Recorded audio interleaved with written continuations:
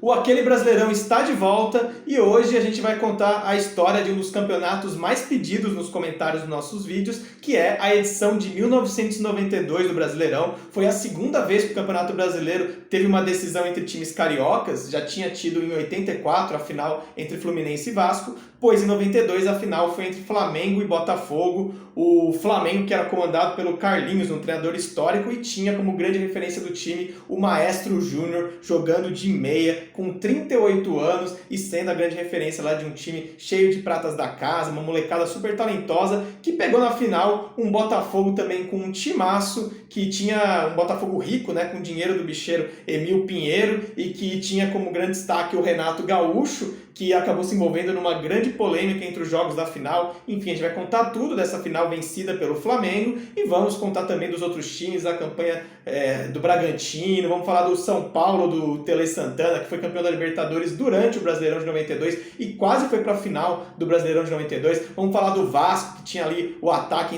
com Edmundo e Bebeto. Enfim, vamos falar tudo desse campeonato. E lógico, a gente vai comentar também da tragédia que marcou esse campeonato no segundo jogo da final, quando uma parte da grade da arquibancada do Maracanã cedeu e 3 pessoas acabaram morrendo. A gente vai lembrar o absurdo desse episódio. Enfim, vamos contar todas as histórias do Brasileirão 92 depois da vinheta.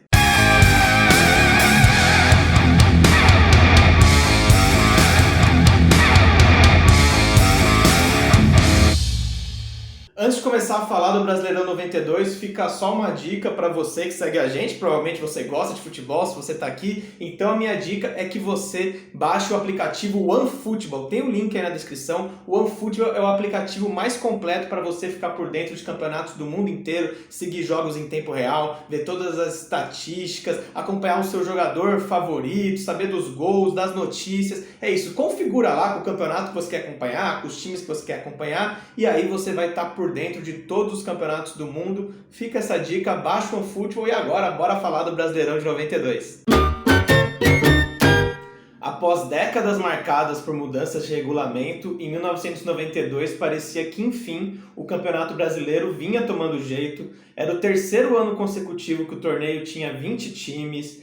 Era o quinto ano consecutivo que eram respeitadas as regras de acesso e rebaixamento desde a Copa União de 87, só que ainda antes de começar o campeonato de 92, a CBF decidiu, tá tudo muito pacato aqui, vamos mudar, e decidiu inchar a competição para 93, decidiu que iam subir 12 times da Série B para a Série A, e essa mudança acabou beneficiando times como Grêmio e Coritiba, que estavam na Série B naquele ano.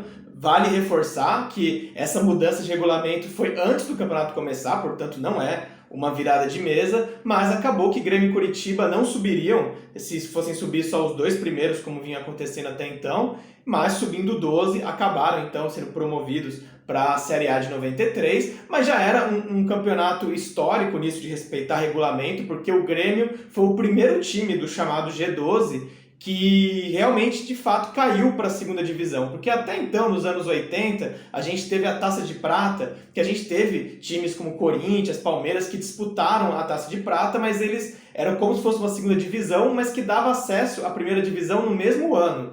Então, enfim, não é a segunda divisão como aconteceu em 92, que o Grêmio só poderia retornar à Série A em 93. Então a gente tinha 20 times sem o Grêmio nesse ano de 92 e o regulamento até que era simples. A primeira fase, os times jogavam em turno único, todos contra todos, e aí os 8 melhores se classificavam para a segunda fase, os 2 piores foram rebaixados, Náutico e Paysandu, e aí você vê a classificação. Na primeira fase o Vasco liderou, e aí os 8 times que foram para a segunda fase foram divididos em dois grupos com 4 times em cada chave, e aí os vencedores de cada um dos grupos da segunda fase faziam a final. A gente vê aí as classificações, né? Flamengo e Botafogo foram então para a final, aí o Botafogo tinha vantagem de jogar por 2 resultados iguais, né? 2 empates, porque tinha melhor campanha, mas acabou que o Flamengo levou a melhor. Era de se esperar que o Flamengo começasse a década de 90 em crise. Afinal, em 1989, o time perdeu simplesmente o maior ídolo da sua história. O Zico se despediu do Flamengo em 89 e foi depois jogar no futebol japonês. E é comum que vários times já passaram por isso. Quando você perde um ídolo desse tamanho, é comum que o time entre em ressaca, tenha um período de crise, mas não foi o que aconteceu com o Flamengo no início da década de 90. O Flamengo continuou forte, mesmo depois da saída do Zico, ganhou vários títulos nesse período, foi campeão carioca em 91, derrotando o Fluminense do Super Ézio na final, foi campeão da Copa do Brasil de 1990, derrotou o Goiás na decisão, foi campeão de forma invicta dessa Copa do Brasil. E a gente tem que citar também um título de categoria de base, porque esse título explica meio que os outros títulos, está muito ligado com os outros títulos. O Flamengo foi campeão da Copa São Paulo de Futebol Júnior em 1990, ganhou do Juventus na final, mas o jogo mais lembrado dessa campanha foi um 7-1 contra o Corinthians, para ter ideia das grandes apresentações que o Flamengo fez nessa Copinha de 90, pois é, né? É considerado um dos times mais fortes da história da Copinha, esse Flamengo campeão em 1990. Para começar a listar os jovens talentos flamenguistas que foram revelados nessa Copinha de 90, eu vou citar 4 jogadores que depois fizeram história por times de São Paulo. Eles são mais lembrados pelo que eles fizeram por times de São Paulo, mas estavam todos nesse Brasileirão de 92 jogando pelo Flamengo e vinham da Copinha de 90. Por exemplo, do Júnior Baiano, que a gente lembra dele, né, pelo que ele fez no São Paulo, principalmente no Palmeiras. Aí a foto do Júnior Baiano fazendo o Felipão vestir uma camisa da banda Chiclete com banana na campanha da Libertadores de 99. Também uma cria flamenguista da Copinha de 90, o Marcelinho Carioca, que fez história no Corinthians. O Paulo Nunes, que fez história no Palmeiras. O Djalminha, que fez história no Guarani e no Palmeiras. Em 92, todos eles, muito moleques ainda, mas já com grandes atuações, foram campeões brasileiros com o Flamengo. Além de outros nomes que a gente nem se lembra tanto hoje em dia, mas que estavam em alta nesse começo dos anos 90, todos queridos da base flamenguista, como o lateral esquerdo Piá, o volante Fabinho e o atacante Nélio, honrando, né, aquela máxima de que craque o Flamengo faz em casa. E aí, no time campeão brasileiro de 92, o Flamengo tinha outras crias da base um pouco mais experientes, né, do que esse que eu citei, como Zinho e o atacante Gaúcho, sendo que o Gaúcho já tinha rodado por vários times antes de voltar para o Flamengo e ser campeão brasileiro em 92. E esse monte de talento formado na Gávea estava acompanhado ainda de jogadores experientes como o goleiro Gilmar. Lembrando que o reserva do Gilmar era o goleiro Roger, também da base flamenguista, né? Tem vários jogadores experientes. Outro nome importante em 92 foi o zagueiro Wilson Gotardo e o atacante Júlio César Imperador. E eu deixei por último, porque era a grande estrela da companhia, em 92 o Flamengo tinha como capitão o Maestro Júnior, também conhecido como Júnior Capacete, que também foi revelado no Flamengo nos anos 80, foi um lateral esquerdo importante em tantos títulos nesse período. Em 92, com 38 anos, uma idade muito avançada para se jogar na época, o Júnior atuava como meia, aproveitando toda a sua classe a favor do time. E para comandar esse elenco talentosíssimo, no banco de reservas o Flamengo tinha outro craque, um grande ídolo da torcida rubro-negra, o mais flamenguista de todos os treinadores, o Carlinhos. Em 92, o Carlinhos estava em mais uma de suas várias passagens como técnico do Flamengo e foi campeão brasileiro de 92. Ele que substituiu, né, nessa passagem um outro flamenguista ilustre, mas que não deu tão certo como treinador do Flamengo, que é o Vanderlei Luxemburgo. Veja só, o Luxemburgo jogou pelo Flamengo, sempre se declarou torcedor do Flamengo. Quando ele fez o seu primeiro grande trabalho, que foi o título no Bragantino, né, que ele se sagrou campeão paulista de 1990, logo em seguida ele foi treinar o Flamengo, mas acabou saindo depois de pouco tempo e nem foi por causa de resultados. O Luxemburgo acabou saindo em 91 do Flamengo porque ele criticou a estrutura do clube naquela época e acabou se desentendendo, criando um clima ruim com o presidente Márcio Braga e acabou saindo, né, do comando do Flamengo, e aí assumiu o Carlinhos ainda em 91, ficou até 93 e nesse meio tempo foi campeão brasileiro de 92. Só que esse timaço do Flamengo não brilhou tanto assim na primeira fase do Brasileirão de 92, fez só a 4ª melhor campanha da primeira fase, teve até uns períodos meio conturbados. No começo do campeonato chegou a ficar 6 jogos sem vencer, numa sequência que chegou a perder do Bragantino no Maracanã, perdeu um clássico pro Vasco por 4-2, um dia que teve um show aí do Edmundo com o Bebeto, um ataque super envolvente do Vasco. Então o Flamengo não foi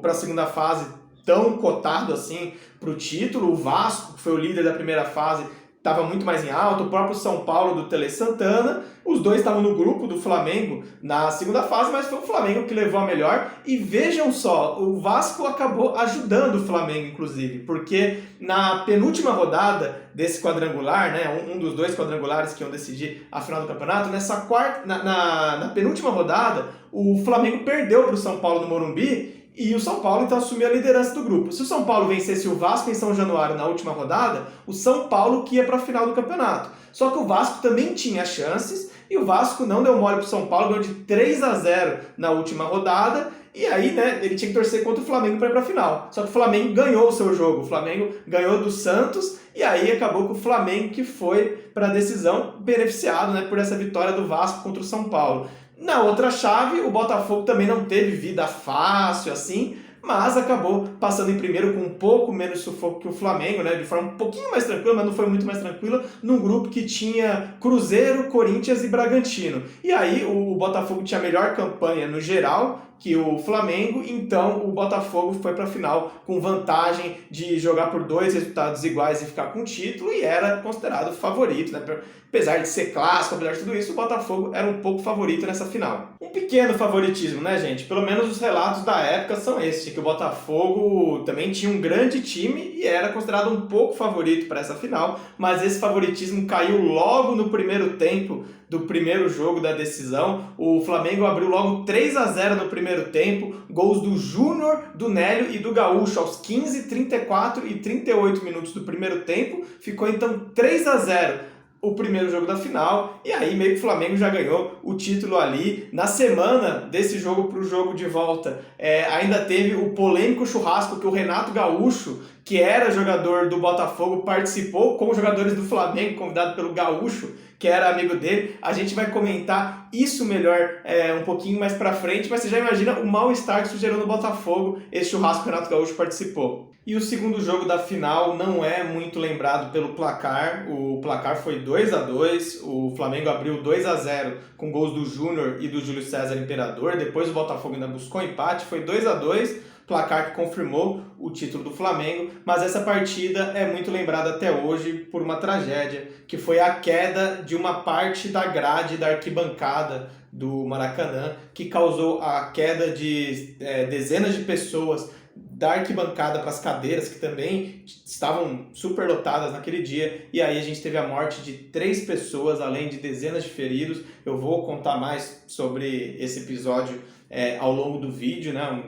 Uma coisa lamentável que poderia ter sido evitada, e até revoltante que o jogo aconteceu, mesmo isso tendo acontecido um pouco antes da partida, né, morrendo 3 pessoas no estádio. Enfim, eu vou contar mais sobre isso mais pra frente. E agora, né, antes de encerrar esse capítulo sobre o título flamenguista, vamos lembrar da escalação do Flamengo nesse segundo jogo da final. O Flamengo foi a campo para o segundo jogo da final com Gilmar no gol, Charles Guerreiro, Gelson, Wilson Gotardo e Fabinho, depois entrou o Mauro, o Idemar, Júnior e Zinho, e no ataque Júlio César, Gaúcho, depois entrou o Djalminha e Piá. O treinador era Carlinhos. Uma grande referência para a gente saber quem se destacou em uma edição antiga do Brasileirão é pegar a seleção da bola de prata da Placar daquela edição, e a gente põe aí na tela o time, a seleção da bola de prata da Placar em 92. Curioso notar que o Sport, que foi só o 12º colocado, colocou 2 jogadores nessa seleção da bola de prata, inclusive o histórico zagueiro Ailton, que infelizmente faleceu agora recentemente em 2021, e que também nessa seleção da bola de prata a gente tinha 7 jogadores de times cariocas, mostrando que o futebol carioca estava muito em alta, né? Tanto que a final foi uma final carioca entre Flamengo e Botafogo, e o craque do campeonato, que foi também o Bola de Ouro, o craque que a Placar elegeu, e não tem como ser diferente, foi o Júnior Capacete, que ele que, né, já era um craque consagrado naquela altura, mas em outra posição. O Júnior, ele estreou no Flamengo em 74, foi revelado pelo Flamengo em 74 como lateral esquerdo. Na década de 80 ganhou tudo que é possível com o Flamengo, ganhou 3 brasileiros, ganhou Mundial, ganhou Libertadores. Jogou só no futebol italiano, sem ser no Flamengo, e aí voltou nesse começo dos anos 90, agora como meia, né? Porque aí já estava mais velho, já não tinha mais como dar conta de ser lateral esquerdo, mas tinha toda a sua classe, e como meia ele participou de todos esses títulos que a gente listou no início dos anos 90, a Copa do Brasil de 90, o Campeonato Carioca de 91, e esse Brasileirão de 92, que ele dava aquele toque de maestria no meio de campo, com toda a sua classe, todo o seu talento, e era lá um ponto de apoio num time com tantos jovens. Você tem um jogador de 38 anos, que hoje em dia já é uma idade super avançada para jogar. Imagina no começo dos anos 90, né, quando não tinha tanto preparo físico assim. Esse feito do Júnior era incrível, jogar em altíssimo nível, a ponto de ser eleito pela Placar o craque do Brasileirão de 92 e, enfim, e comandar, ganhar mais um título para se consagrar mais ainda como um dos maiores ídolos da história do Flamengo. O Júnior Capacete foi o craque do Brasileirão de 92. O Brasileirão de 92 terminou de forma melancólica para os vascaínos, que viram seu time liderar a primeira fase e depois o Flamengo ser campeão, mas pelo menos de consolação, o Vasco fez o artilheiro do campeonato, mais uma vez, né? O Vasco que várias vezes faz o artilheiro do Brasileirão. Em 92 o artilheiro foi o Bebeto com 18 gols. O Bebeto, né, que tinha vestido a camisa do Flamengo antes, mas que virou ídolo dos vascaínos, formando um grande ataque com o jovem Edmundo em 92. Atrás dele ficaram Chicão do Botafogo e Paulinho McLaren do Santos com 12 gols. Depois tivemos Túlio Maravilha do Goiás e Nilson da Portuguesa com 10 gols. Ainda tivemos Valdeir do Botafogo e Júnior do Flamengo com 9 gols. E com 8 gols, vários nomes famosos: Marcelo Ramos, então, do Bahia, Edmundo do Vasco, Gaúcho do Flamengo e Neto e Viola do Corinthians também nessa tabela de artilheiros do Brasileirão 92.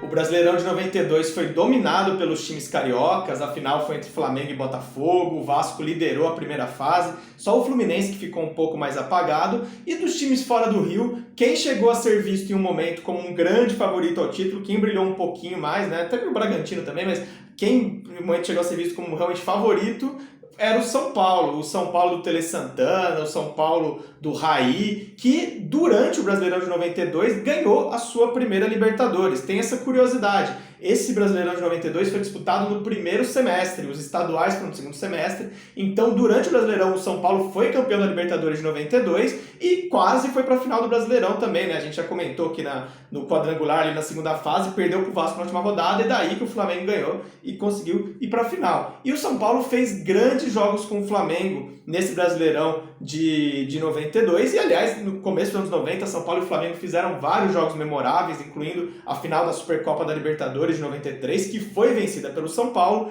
mas em 92, na maioria das vezes, o Flamengo que levou a melhor, e a gente vai considerar o grande jogo daquele campeonato, um 3-2 que o Flamengo ganhou do São Paulo no Maracanã na primeira fase do Brasileirão. Nesse dia, o Gaúcho fez 2 gols do Flamengo, o Rogério, um zagueiro que também era da base do Flamengo, mais uma dessas crias aí da base flamenguista que estava naquele time, fez também um dos gols flamenguistas. O São Paulo descontou com o gol do Palhinha e um gol contra do Wilson Gotardo. Então 3-2, um jogo cheio de gols para mostrar os grandes times que São Paulo e Flamengo tinham naquele ano de 92.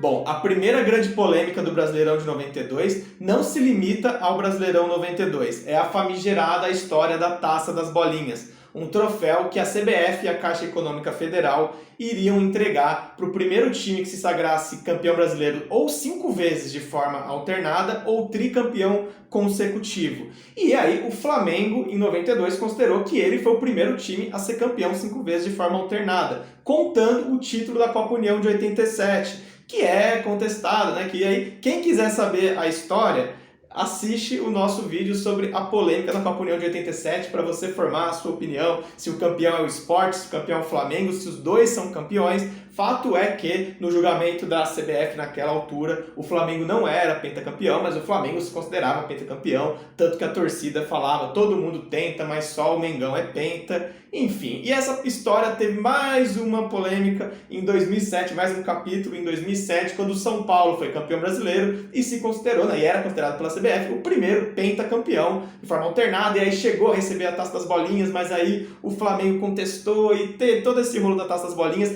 Quem quiser saber todo o rumo que esse troféu tomou aí, assista o nosso vídeo sobre a polêmica da Copa União de 87 e 92, é um ponto central dessa polêmica da Taça das Bolinhas.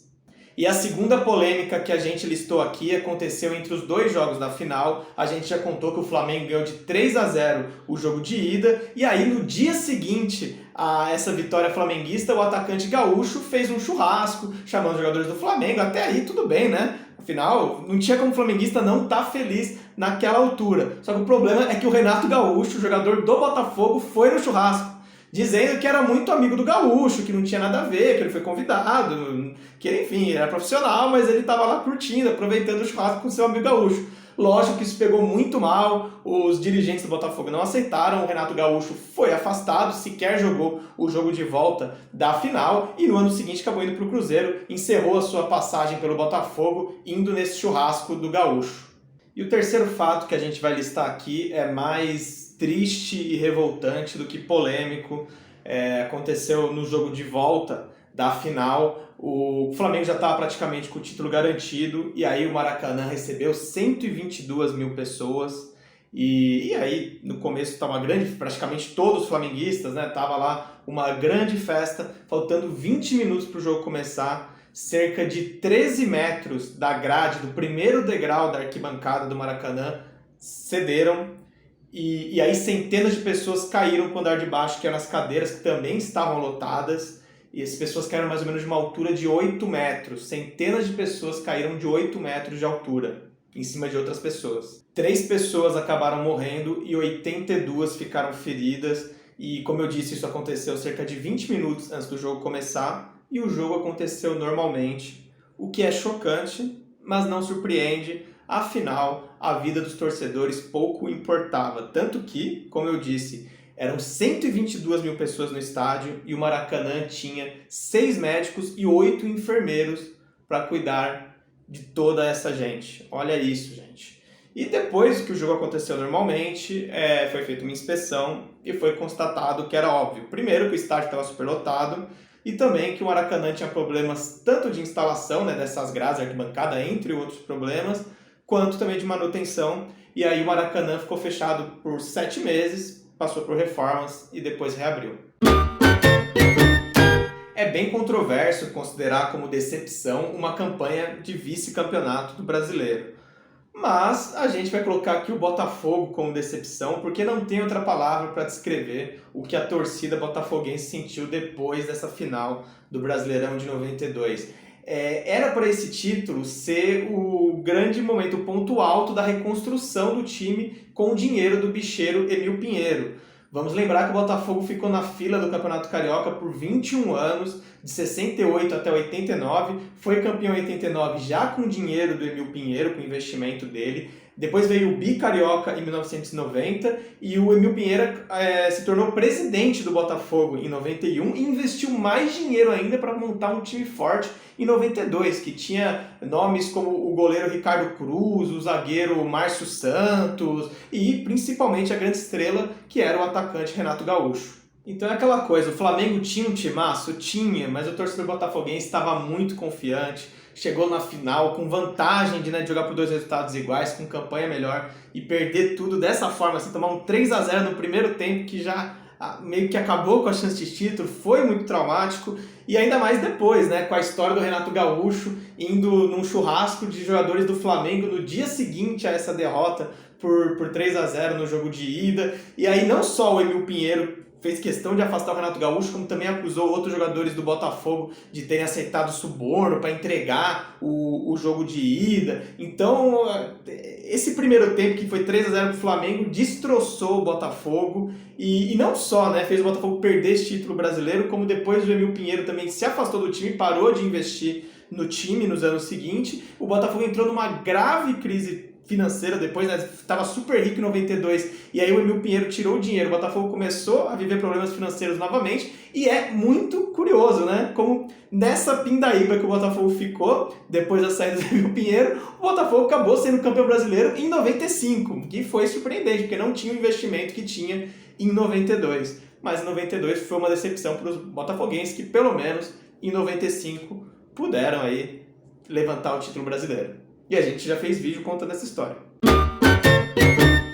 A gente vai considerar o Bragantino como zebra daquele Brasileirão. O Bragantino terminou na 4ª colocação, mas vamos ressaltar que isso não foi surpreendente para ninguém na época. Afinal, o Bragantino já tinha sido campeão paulista em 1990, com Vanderlei Luxemburgo de treinador, depois vice-campeão brasileiro em 1991, com Carlos Alberto Parreira de treinador. Em 92, o técnico era o Candinho, e o Massa Bruta fez de novo uma grande campanha no Brasileirão, foi o 3º colocado da primeira fase. Depois, no seu grupo, no seu quadrangular, na segunda fase, ficou só um ponto atrás do Botafogo, então um resultado diferente ali. O Bragantino poderia ter ido para a final de novo, poderia ter ido para a sua segunda final de Brasileiro consecutiva. Na campanha, o Bragantino simplesmente ganhou, né, ao longo da campanha, do Flamengo e do Botafogo fora de casa, ganhou dos dois finalistas no Rio de Janeiro. Então, o Bragantino estava com tudo, tinha ainda o Mauro Silva no elenco, tinha outros jogadores de destaque nesse ano, como o Marco Aurélio, o Gil Baiano, o Bragantino que às vezes, né, entrava em campo com aquele uniforme quadriculado, que eu acho muito bonito, pode ter gente que acha muito feio,